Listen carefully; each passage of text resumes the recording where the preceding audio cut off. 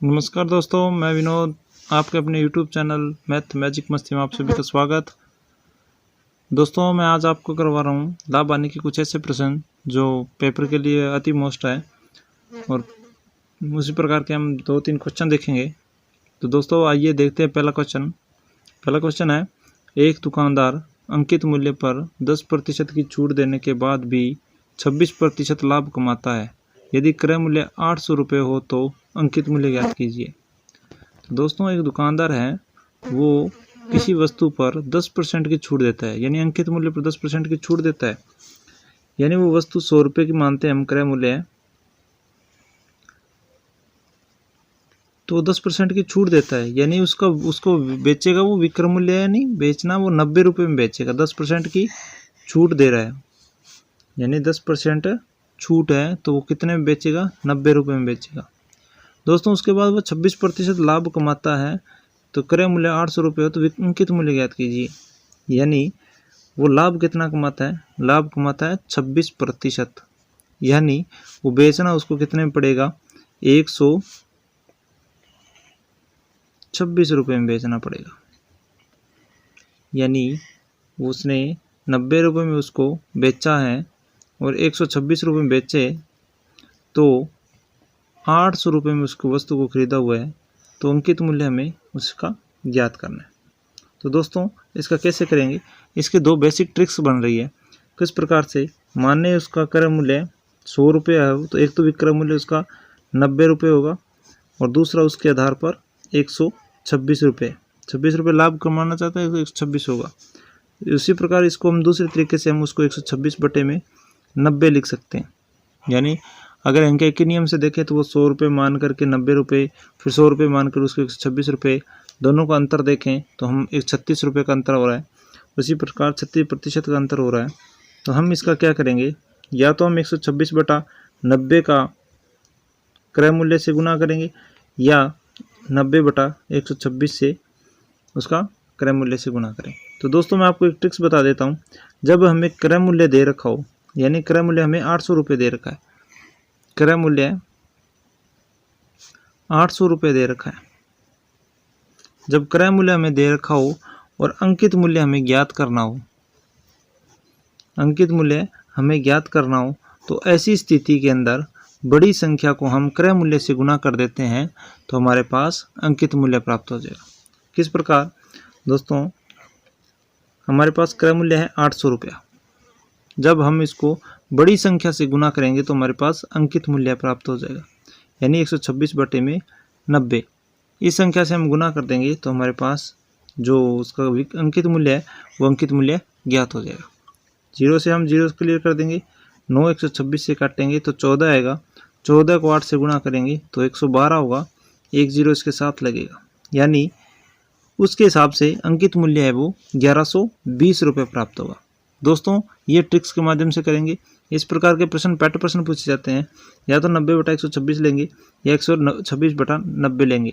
बड़ी संख्या हम कब लेंगे? जब हमारे पास क्रय मूल्य दे रखा हो, क्रय मूल्य हमारे 800 रुपये दे रखा है और हमें अंकित मूल्य ज्ञात करना हो, तब हम बड़ी संख्या से गुना करेंगे, क्योंकि अंकित मूल्य क्रय मूल्य से बड़ा होता है। इसलिए उसको अंकित मूल्य को बड़ा करने के लिए क्रय मूल्य को बड़ी संख्या से गुना करेंगे। तो दोस्तों इस प्रकार के दूसरा क्वेश्चन देखते हैं। आइए देखते हैं दूसरा क्वेश्चन। दोस्तों दूसरा क्वेश्चन है, एक दुकानदार एक घड़ी को 15% की हानि पर बेचता है। यदि वह उसे ₹150 अधिक मूल्य पर बेचा था तो उसे 10% का लाभ होता है। तो उस घड़ी का क्रय मूल्य ज्ञात कीजिए। दोस्तों इस बार हमें क्रय मूल्य ज्ञात करना है।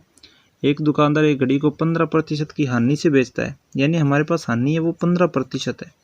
15% का मतलब ये हुआ कि वो विक्रय मूल्य है वो 85 रुपये है। जो विक्रय मूल्य है वो 85 रुपये प्राप्त होगा, यानी वे बेचना उसको 85 में पड़ेगा, तब भी उसको हानि होगी, क्योंकि क्रय मूल्य हमेशा 100 पर माना जाता है। उसी प्रकार वो कहता है 10% का लाभ होता है। अगर वो 150 रुपये अधिक में बेचता, यानी 150 रुपये अधिक में बेचता, तो उसे 10% का लाभ होता। 10% का लाभ होने का मतलब उसको 110 रुपये में वस्तु को बेचनी पड़ती। तो दोस्तों मैं आपको बता देता हूँ, यहाँ पर लाभ और हानि का जो अंतर है वो हमारे पास 25% का अंतर है। क्योंकि यहाँ 85 है, यहाँ 110 है, तो यहाँ प्रतिशत का अंतर देखेंगे तो 25% का अंतर है। जो राशि का उसने अंतर दिया है वो 150 रुपये का दिया है। दोस्तों हमेशा जो संख्या दी जाती है वो 100% पर होती है।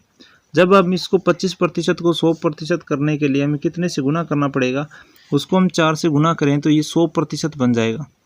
उसी प्रकार इसको 4 से गुना किया तो इसको भी हम 4 से गुना करें तो हमारे पास 600 रुपये प्राप्त होगा। तो दोस्तों इस प्रकार इस प्रश्न का आंसर है वो क्रय मूल्य है वो 600 रुपये होगा। क्योंकि 25% 150 के बराबर रहेगा, 50% 300 के रहेगा, तो 100% है वो 600 रुपये के बराबर होगा। इस प्रकार इसका क्रय मूल्य है वो 600 रुपये प्राप्त होगा। दोस्तों आशा करता हूँ कि प्रश्न आपको समझ में आया होगा। जो हमारा क्रय मूल्य है वो 600 रुपये होगा उसका।